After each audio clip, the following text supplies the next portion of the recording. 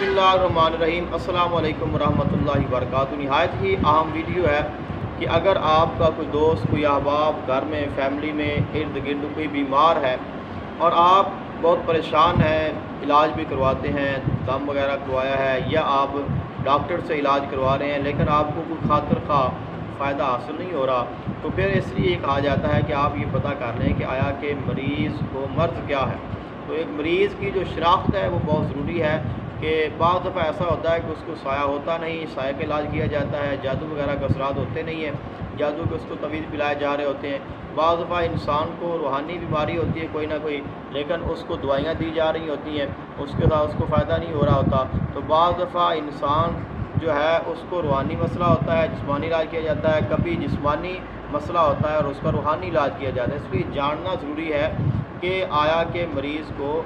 कौन सा मर्ज़ है, और फिर जब मर्ज़ का पता चल जाए तो फिर उसके बाद जो है उसका इलाज है वो ज़्यादा मुमकिन और आसान होता है। तो जो अमल मैंने पेश करना है, ये हमने 3 अमल आपकी खिदमत में पेश करने हैं। उनमें से एक अमल है और 2 तावीज़ हैं, बन दोनों ही अमल जाएंगे। और उससे पहले एक जो मेरा ज़ाती एक तजर्बा है जो मैं करता हूँ और अक्सर करता हूँ कि ख़ुद से आप मालूम करें, तो उसके लिए एक अमल मैंने पहले पेश कर दिया है। अगर आप वो देखना चाहें उसको आप देख सकते हैं। उसमें एक तरीक़ाकार है कि जिसके साथ आप ख़ुद से हिसाब कर सकते हैं। उसका सिर्फ आपको नाम बताया जाए, मरीज़ की माँ का नाम बताया जाए, तो उसके बाद आप ख़ुद पढ़ाई करेंगे और उसके बाद आपको पता चल जाएगा कि मरीज़ को क्या मसला है। अब ये दूसरा जो है जो मैंने आपकी खिदमत में पेश करना, ये आसान है। इसके साथ इंसान को खुद तो नहीं पता चलता, लेकिन जो तरीक़ाकार बताया गया है उसके मुताबिक इंसान को पता चल जाता है कि मरीज़ को कौन सा मर्ज़ है। तो उसके लिए सबसे पहले जो अमल है वो है कि एक तावीज़ है जो मैं आपको पेश करूँगा। तो इस तावीज़ को आपने जुमेरात के दिन में, जुमेरात को आपने सुबह 9 बजे से लेकर आपने शाम 5 बजे तक, यानी कि 9 AM से लेकर 5 PM तक आप इस जो दरमियान का वक़्त है इसमें आप किसी भी टाइम उसको लिख सकते हैं। और अगर आप जुमेरात को नहीं लिख सकते हैं तो फिर आप जुमा के दिन शाम 7 PM से लेकर 8 PM तक जिस वक्त भी आप दरमियान में 1 घंटे में आप लिख लें और इस तावीज़ को आप अपने पास महफूज रख लें। और उसके बाद फिर आपने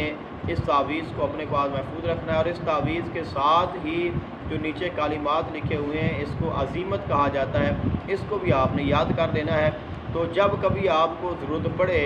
और आप किसी मरीज़ के बारे में मालूम करना चाहें तो आपने इस तावीज़ को उस मरीज़ का जो दाना हाथ है हथेली में रख देना है और फिर इस अज़ीमत को आपने 7 बार पढ़ना है। 7 बार पढ़ने के बाद आप उस हथेली पर दम करेंगे, फूंक मारेंगे और उसके बाद फिर आपने मरीज़ से पूछना है कि उसकी कैफ़ियत क्या है, क्या उसके जिस्म में कोई तब्दीली आई है या नहीं आई। तो जैसी तब्दीली होगी उसी के हिसाब से फिर उसकी जो मर्ज़ की शनाख्त होगी। अगर उसका जो हाथ है जिसमें उसने तावीज़ पकड़ा हुआ है, अगर वो आपके दम करने से कपकपाता है, हरकत करता है, फिर इसका मतलब है कि उसको आसिब है, जिन्नात वगैरह का असर है। अगर मरीज़ के कंधों में दर्द होता है और उसके कंधे भारी हो जाते हैं तो इसका मतलब है कि उसको जादू है। और अगर उसका सर वज़नी हो जाता है, सर में दर्द होने लग जाता है, तो फिर उसका मतलब है कि उसको उम्म सुबियान है, यानी कि उसको किसी परी वगैरह का साया है, यानी कि वो भी आसिब में या जादू में आ जाता है, लेकिन उसको उम्म सुबियान कहा जाता है। अगर उसका हाथ कांपता है तो उसका मतलब है कि इसको आसिब और जिन्नात का असर है। अगर उस पे कंधे वज़नी हो जाते हैं, कंधों में दर्द होती है, इसका मतलब उसको जादू है। और अगर उसका सर में दर्द होता है, सर वज़नी हो जाता है, तो फिर इसका मतलब कि उसको मुस्बियान है। लेकिन अगर उसको कोई तब्दीली नहीं होती तो इसका मतलब ये है कि उसको कोई ना कोई जिस्मानी मर्ज़ है, रूहानी उसको मर्ज़ नहीं है। बिस्मिल्लाहिर्रहमानिर्रहीम। मरीज़ की हालत जानने के लिए जो दूसरी वीडियो है वो आपकी खिदमत में पेश है कि आप जिसमें जो दूसरा तरीक़ाकार है वो ये है कि आपने जो मरीज़ है जिसकी आपने कैफ़ियत जाननी है उसको आपने उसके कद के बराबर, यानी उसको आपने खड़े करना है और उसके जो दोनों पाँव के अंगूठे हैं उनको आपस में मिला देना है। अंगूठों से लेकर, अंगूठे का जो नाखन है पाँव का, वहाँ से लेकर जो पेशानी के बालों की जड़ है वहाँ तक आपने 7 अदद जो सूत का धागा है उसके आपने एक धागा आप ले लें جو آپ اس کے پیشانی کے بالوں سے لے کر سارے جو پاؤں کے ناخن ہیں تب تک اس کے قد کے برابر ناپ لیں، اور اس کے برابر پھر 7 جو ہیں وہ آپ دھاگے بنا لیں۔ تو 7 تار جو سوت کے ہیں وہ آپ نے مریض کے قد کے برابر آپ نے ان کو ناپ لینا ہے، اور پھر آپ نے ان پر دم کرنا ہے۔ اور وہ دم یہ ہے کہ ایک مرتبہ آپ نے درود پاک پڑھنا ہے، اور اس کے بعد آپ نے 7 مرتبہ الحمد شریف پڑھنی ہے، اور ایک بار آپ نے آیت الکرسی پڑھنی ہے، اور اس کے بعد 7 مرتبہ یہ جو دعا ہے یہ آپ نے پڑھنی ہے، بسم اللہ الرحمن الرحیم، قعوشن مقشن فرج ماشن میعاشن شاقیشن ماشن ابوشن برحمتک یا ارحم الراحمین۔ یہ 7 بار پڑھنے کے بعد پھر ایک بار درود پاک پڑھنا ہے، اور اس کو آپ نے دھاگے پر دم کر دینا ہے۔ دم کرنے کے بعد پھر آپ نے دھاگے کو دوبارہ مریض کے قد کے ساتھ ناپنا ہے کہ بڑھتا ہے یا کم ہوتا ہے یا اپنی اصلی حالت پر رہتا ہے۔ تو اگر بڑھتا ہے یا کم ہوتا ہے تو کیا ہوگا اس کی کیفیت میں بیان کرتا ہوں، تو آپ تفصیل کے ساتھ اس کو ملاحظہ فرما رہے ہیں۔ اگر دھاگا دم کرنے کے بعد دھاگا 1 انگل کم ہو جاتا ہے، کہ 1 انگل جو ہے انچ کہہ لیں آپ، کم ہو جاتا ہے، تو اس کا مطلب ہے کہ جو مریض ہے اس کو دیو وغیرہ کا اثر ہے۔ اور اگر جو دھاگا ہے وہ 2 انگل کم ہو جاتا ہے، اس کا مطلب ہے کہ مریض کو آصف ہے، جنات ہیں اور اس پر سایہ ہے۔ لیکن اگر جو دھاگا ہے وہ 3 انگل کم ہو جاتا ہے، جو پہلے ہم نے کہا اس کے جو قد سے کم ہو گیا ہے دھاگا 3 انگل، اس کا مطلب ہے کہ مریض کو جادو کیا گیا ہے۔ اور اگر 4 انگل دھاگا کم ہو جائے تو اس کا مطلب ہے کہ اس کو الصبیان کا مرض ہے۔ اور اگر جو دھاگا ہے وہ 1 انگل بڑھ جاتا ہے، زیادہ ہو جاتا ہے، لمبا ہو جاتا ہے، تو اس کا مطلب ہے کہ اس کو کسی آدمی کی نظر لگی ہوئی ہے۔ اور اگر 2 انگل دھاگا جو ہے وہ زیادہ لمبا ہو جاتا ہے تو اس کا مطلب ہے کہ اس کو کسی کافر کی نظر لگی ہوئی ہے۔ اور اگر 3 انگل جو دھاگا ہے وہ زیادہ لمبا ہو جاتا ہے تو اس کا مطلب ہے کہ اس کو باد ہے۔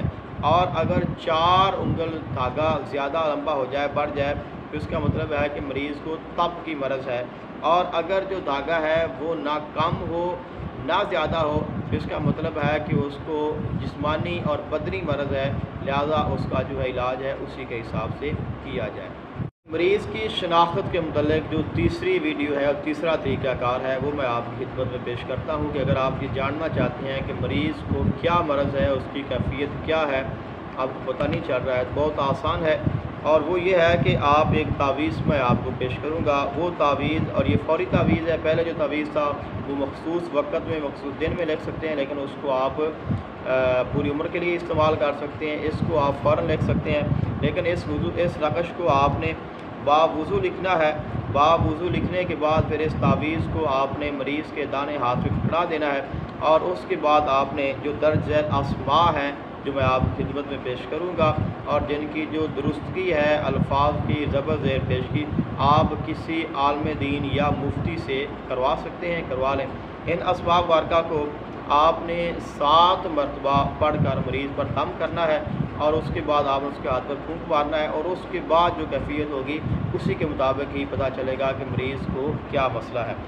تو 2 ہی اس کے طریقہ کار ہیں کہ آپ اس کو تعویذ اس کے ہاتھ میں دینا ہے، اور اس کے بعد آپ نے ان اسماء مبارکہ کو 7 مرتبہ پڑھ کر دم کرنا ہے،